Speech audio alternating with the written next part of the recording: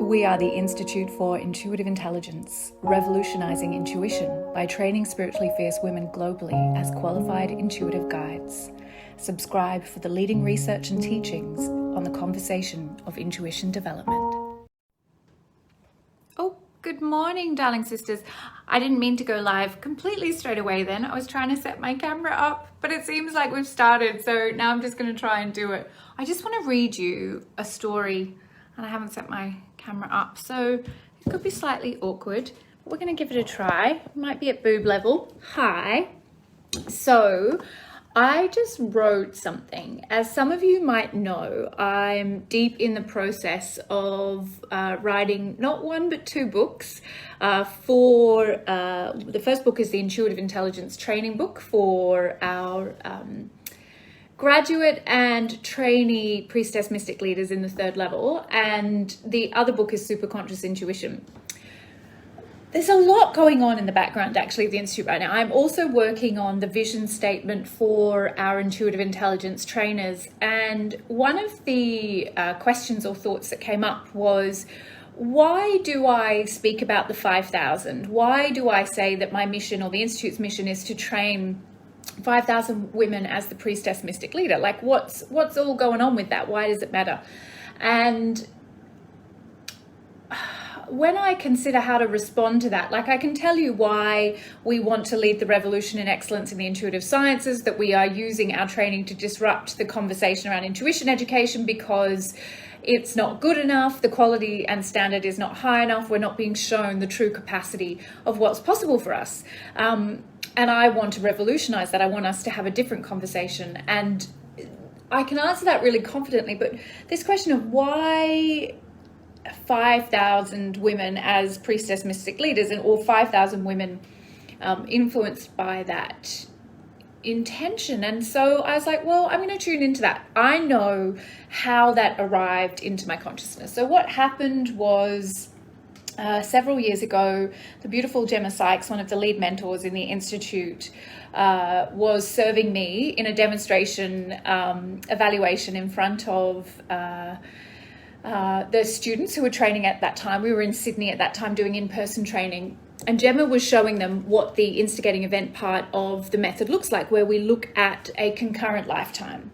And at that time, I hadn't connected with the energy of our high priestess, who we call Mariam.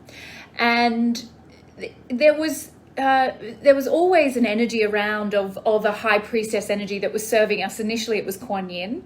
But this was a life-changing moment for me, where Gemma identified the lifetime in which I had been a high priestess of a temple. And at that time, I'm going to read you the story because I've just written it. It's a story, but this has been in my consciousness since that time with Gemma. And I'm going to try and read it to you without crying, because even as I was writing it, I was getting very, very emotional because it's so real to me. So this was the lifetime in which I was embodied as Mariam. So I'm not Mariam in this lifetime. I'm obviously Ricky Jane, but I connect to the energy of the High Priestess Mariam in my service as the leader of the Institute and in training women as the Priestess Mystic Leader.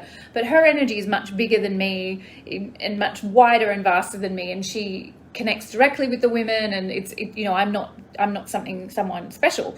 I'm just one of the voices of her work. But in this lifetime, I was her in an embodied sense, and it's the lifetime in which connects most directly to the actions of my life in this lifetime. So shall I read you a story? Who would like to hear this? Because it's helpful for me. I've just written it, literally just written it, and it's going to be included in the book. And it's really important for me, I think, and I just feel like I should share it. But also as a writing tip, when we're writing something, when we read it out loud, it's really good for us to hear if it sounds really, appropriate, if it sounds ready. So I'm just going to read it, and it's over here. So I'm going to look over here, and I won't move because I don't want to disturb the camera again. This is the story of that lifetime that really set me up for this lifetime service. Okay.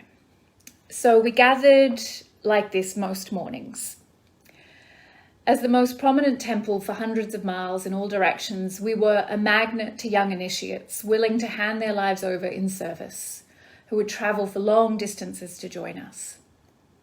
A whole town had sprung up around the temple, merchants and makers servicing our needs and others providing shelter to the many priestesses who resided outside the temple itself. We gathered on the vast stone steps leading up to the temple each morning as the sun began to rise. I took my place at the landing outside of the temple doors, and from that vantage I saw them all, each beloved daughter arriving into this shared space for the morning's directives and devotions. Our assembly was like clockwork, our routine secure, providing the consistency required for our service. From here, our sisters would move outwards to attend to the tasks of their chapter. Within the larger temple structure, each group had their roles and functions and dutifully went about them with fierce devotion. When the work was complete at night, we would gather again on these steps for our devotions and prayers, anchoring back into our holy task. That morning we gathered, but this time it was unlike all others. I stood before my daughters, but today I could not speak. The news had come which I had long been anticipating. I had seen this time, as had so many of my daughters in their nightmares and their visions. It was ending, this life, the only one we had ever known. Tonight there would be an invasion of the town and the temple, and anyone who was there killed. I had seen this vision but never known when it would occur. How could I move so many into hiding without an immediate threat? How could I close down our work and training? I couldn't, and so we had proceeded as we were. Yet we had taken precautions, and every woman was ready to leave and was assigned a place to go should this day come. That day, in the pre-dawn light, the message had arrived. They were very close, and the hell they brought was real and deadly. And who was it that was coming? My daughters, for the most part, didn't know, but I did. It wasn't one army, one despotic leader, one faction. It was a global counter-movement, a shifting consciousness, a collective cycle moving humanity towards a dark shadow that would last for a very long time. It was a rise against all that we were, a war to close down the holy human truth and separate us from our divine power. It was the darkness coming, and the women I served were the first in line to those who sought to bring this darkness. It was time. It was the time I had long dreaded. It was time for us to withdraw our work from the world, at least publicly. It was time for us to go underground to save ourselves from their retribution, and it was time for me to withdraw the wisdom I had been the recipient of from sight. We had to disband. We had to go out on our own and keep our knowledge in secret places. My heart broke and my hands shook as the women looked at me, waiting for me to speak.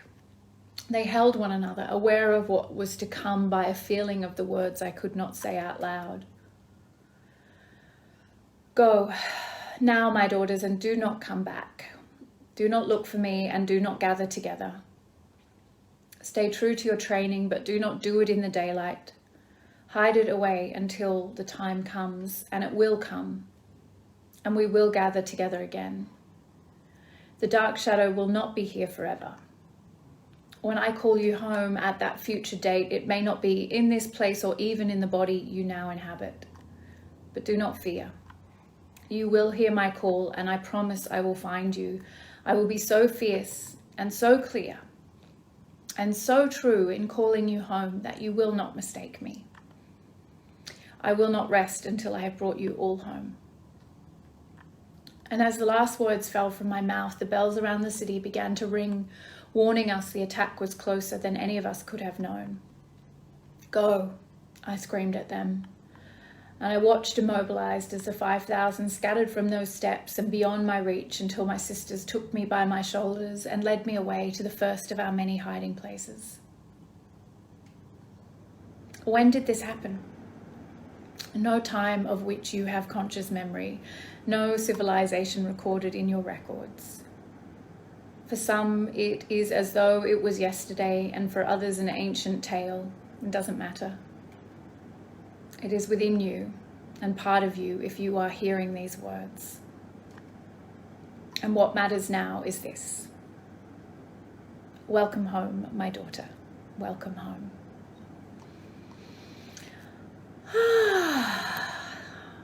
Okay. That reads quite well. I'm quite happy with them, with that. And obviously deeply emotional. Yeah, I was doing my best to hold it together then. But yes, that is the why of the 5,000. And it's the mystical heart of the third level. It's the mystical heart of everything I do beyond the science and the revolution of intuition. It's calling home the daughters who are now my sisters. I am not Mariam, as I said, anymore, but I was then. And that holy task to call you home is the task that I am fulfilling in this lifetime. So there's probably been many, many lifetimes in between or concurrently. That is the nature of the quantum reality. And it's just the way it is that now is my job to do this cycling back to this lifetime to complete this particular moment. So thank you for letting me share that with you. As soon as I wrote it, I wanted to say it out loud, and that's the storyteller in me, but also to hear it for myself, because it is as much for me to hear it as to write it and to share it. And yeah, I'm pretty delighted to have this life, to do this work, and to be able to share it all with you. So thank you for joining me.